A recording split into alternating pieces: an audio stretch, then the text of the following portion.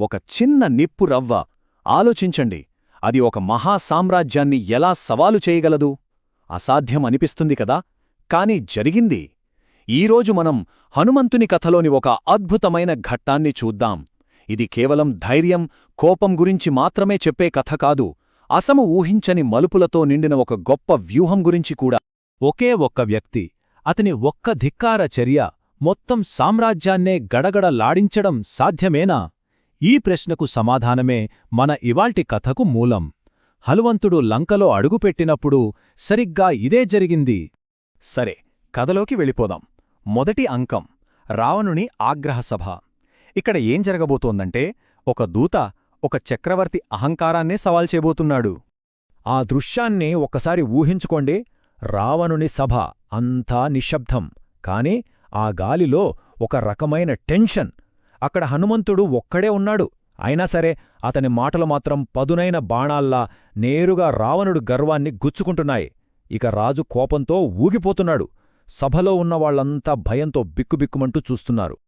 చూడండి, ఇక్కడ రెండు పూర్తి భిన్నమైన దృశ్యాలు.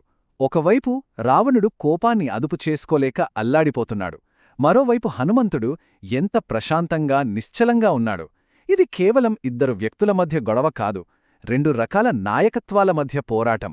చివరికి సొంత తమ్ముడు విభీషణుడు వచ్చి, అన్నా, ఇది ధర్మం కాదు అని చెప్పినా రావణుడి అహంకారం ఆ మాటల్ని అస్సలు వినిపించుకోనివ్వలేదు.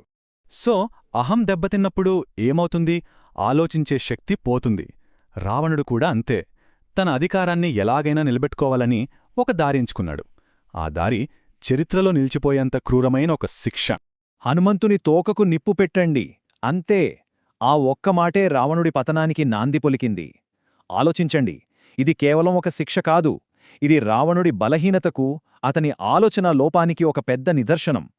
ఒక రాజు తన కోపాన్ని అదుపు చేసుకోలేకపోతే అది తన సామ్రాజ్యానికే నిప్పు పెట్టినట్టు కదా. ఇక రావణుడు అలా అనగానే రాక్షసుల ఆనందానికి హద్దుల్లేవు. కేరింతలు కొట్టారు. హా, హనుమంతుణ్ణి అవమానిస్తున్నాం, మా రాజు ఎంత గొప్పవాడో చూపిస్తున్నామని తెగ మురిసిపోయారు. లంకావేదులన్నిటా ఆ మండుతున్న తోకతో ఊరేగింపు. దాన్ని ఒక విజయ చిహ్నంగా భావించారు.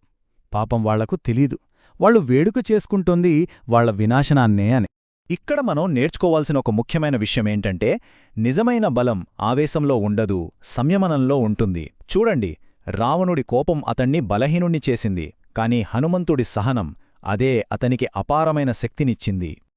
అయితే కథ ఇక్కడితో అయిపోలేదు. అసలు మలుపు ఇప్పుడే రాబోతోంది. రావణుడు శిక్ష అనుకుని వేసింది చివరికి అతని పతనానికే ఆయుధంగా మారింది. మరి హనుమంతుడు ఆ అవమానాన్ని అంత పెద్ద విధ్వంసకర శక్తిగా ఎలా మార్చాడో చూద్దాం. రావణుడి ప్లాన్ చాలా సింపుల్. హనుమంతుడిని అవమానించాలి, అతని ఆత్మవిశ్వాసాన్ని దెబ్బతీయాలి, అంతే. కాని జరిగిందేంటి? వినాశనం. రావణుడు అవమానమనుకున్నది మొత్తం లంకకి అంటుకున్న అగ్నిజ్వాలగా మారింది. ఆ మంటలు తనను ఏమీ చేయలేకపోవడంతో హనుమంతుడు ఒక్కసారిగా ఆకాశంలోకి ఎగిరి ఆ బంగారు నగరం మీద అక్షరాల అగ్నివర్షం కురిపించాడు. అయితే అంత విధ్వంసం జరుగుతున్నా హనుమంతుడు తన అసలు లక్ష్యాన్ని ఒక్క క్షణం కూడా మర్చిపోలేదు. ఇది కేవలం పగ తీర్చుకోవడం కాదు, ఇది రావణుడికొక గట్టి హెచ్చరిక. బందీగా ఉన్న సీతమ్మకు నేనున్నాననే ఒక భరోసా. అన్నింటికన్నా ముఖ్యంగా ధర్మం ఎప్పటికైనా గెలుస్తుందనే ఒక బలమైన సందేశం. ఇందులో మనకొక మంచి పాఠముంది. ఎంత కష్టకాలంలో ఉన్నా మనల్ని నిలబెట్టేది మన లక్ష్యం మీద ఉండే ఫోకస్ మాత్రమే. ఆ మంటల మధ్య కూడా హనుమంతుడు తన కర్తవ్యాన్ని గుర్తుంచుకున్నాడు. అదే అతనికి అసలైన బలాన్నిచ్చింది. సరే, లంకాదహనం పూర్తయింది, అంతా బూడిద. కాని హనుమంతుడి అసలు పని ఇంకా మిగిలే ఉంది.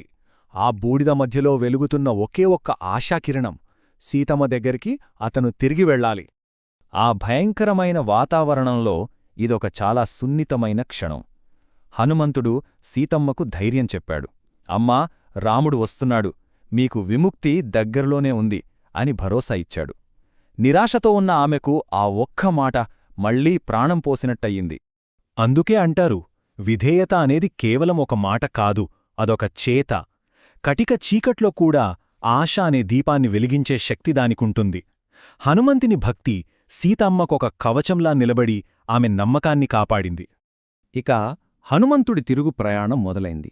అతను కేవలం సముద్రాన్ని దాటడం లేదు, ఎదురుచూస్తున్న ఒక మహాసైన్యానికి విజయోత్సాహాన్ని, శుభవార్తను మోసుకెళ్తున్నాడు. ఎన్నో నెలల నిరీక్షణ, అలసట అన్నీ ఒక్కసారిగా మాయమైపోయాయి. మధువనంలో వానరుల ఆనందానికి ఇక హద్దులే లేవు. వాళ్ల సంబరం చూస్తుంటేనే అర్థమైపోతుంది వాళ్ళు ఎంత పెద్ద విజయం సాధించారో. కాని అక్కడున్న అడవి సంరక్షకుడికి వాళ్ల అల్లరి చూసి కోపమొచ్చింది. కాని వాళ్ల నాయకుడు సుగ్రీవుడు మాత్రం వాళ్ళని చూసి నవ్వాడు. ఎందుకంటే అతనికి తెలుసు, ఇంతటి ఆనందం వెనక ఒకే ఒక కారణముంటుంది. సీతమ్మ జాడ దొరికింది అని ఆయన వెంటనే గ్రహించాడు. చూశారా, ఒకే సంఘటన, కాని ఇద్దరూ రెండు వేర్వేరు కోణంలో చూశారు.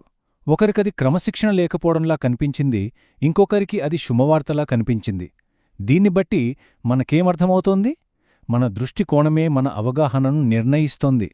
కొంచెం ఓపికతో చూస్తే కొన్నిసార్లు గందరగోళంలో కూడా ఒక మంచి విషయం కనిపిస్తుంది. చివరిగా ఒక ప్రశ్నతో ముగిద్దాం. రావణుడి దృష్టిలో అవమానానికి గుర్తుగా ఉండాల్సిన ఆ మండుతున్న తోక చరిత్రలో ఆశకు, ధైర్యానికి ఒక గొప్ప ప్రతీకగా ఎలా నిలిచిపోయింది?